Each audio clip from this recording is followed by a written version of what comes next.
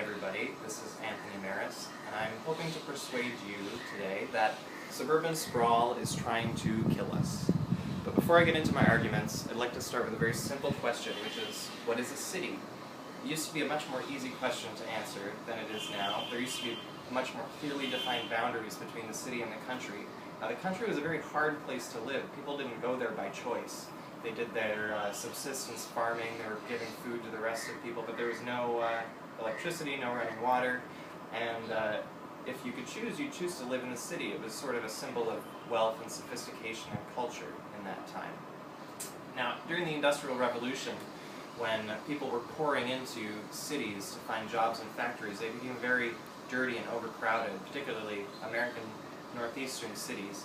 So they did start to expand and build suburbs, but at that time they were built on railway lines, mostly for wealthy people who could afford to provide themselves with all the infrastructure they needed to exist in that harsh country environment.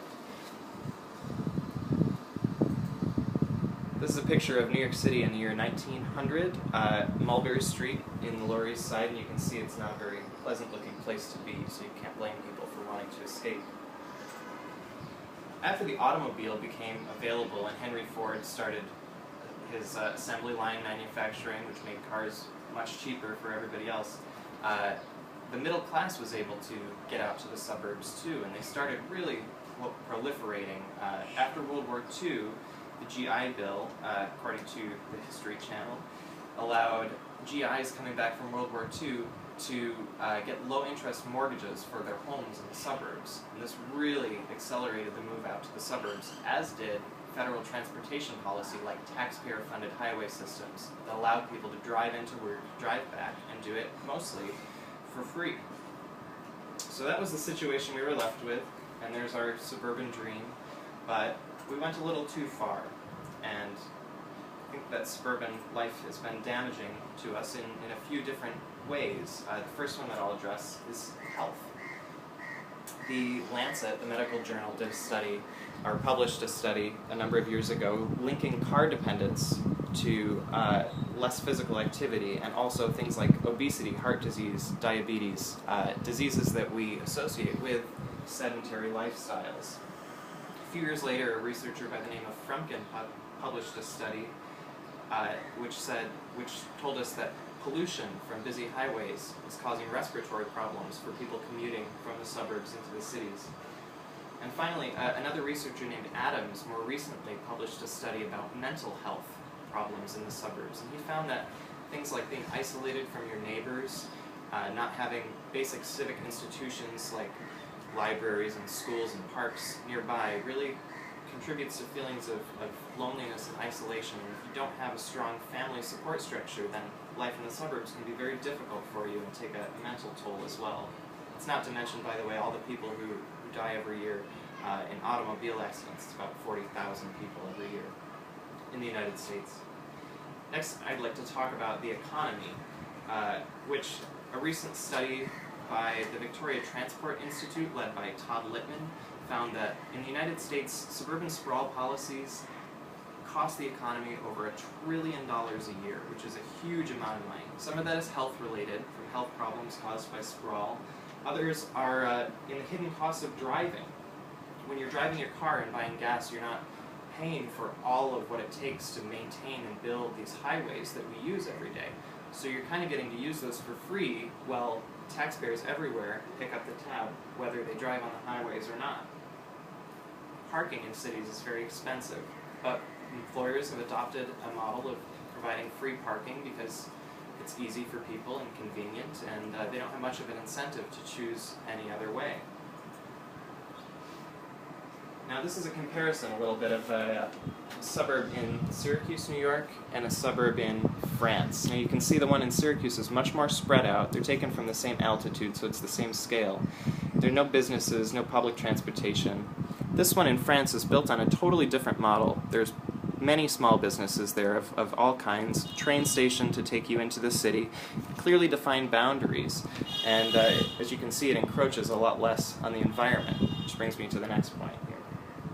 That same study by Todd Littman found that people in cities, they end up basically having much more limited impact on the environment than people in the suburbs for a lot of reasons. They use less energy to heat and cool their homes because they live closer together. They use less energy getting around because they're not using cars that emit CO2.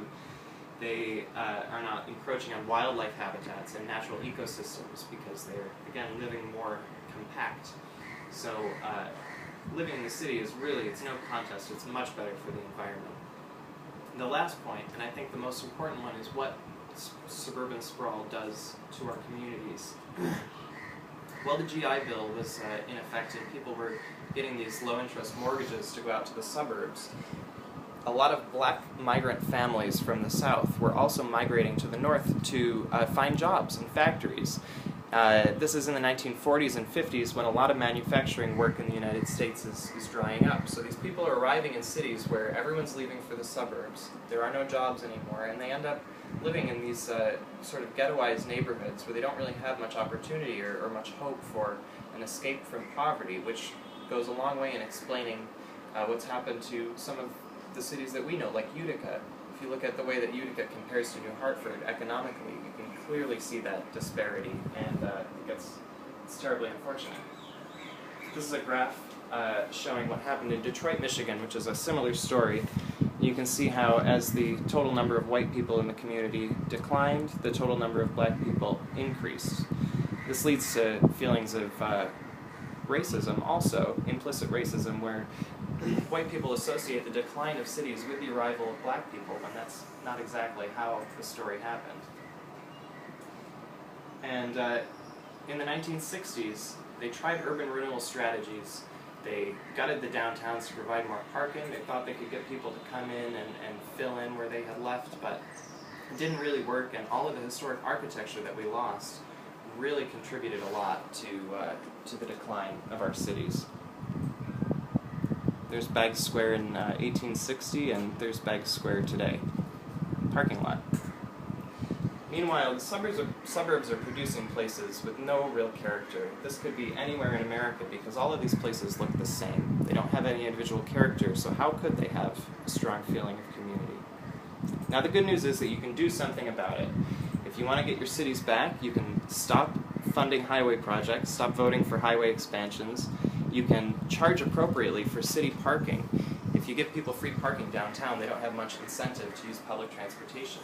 You can also vote to improve public transportation, to give people more options to get around.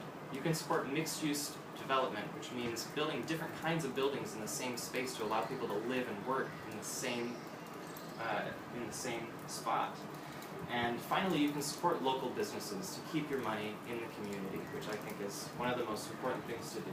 So I hope I've persuaded you to come back to the cities, and that suburban sprawl really is trying to kill you.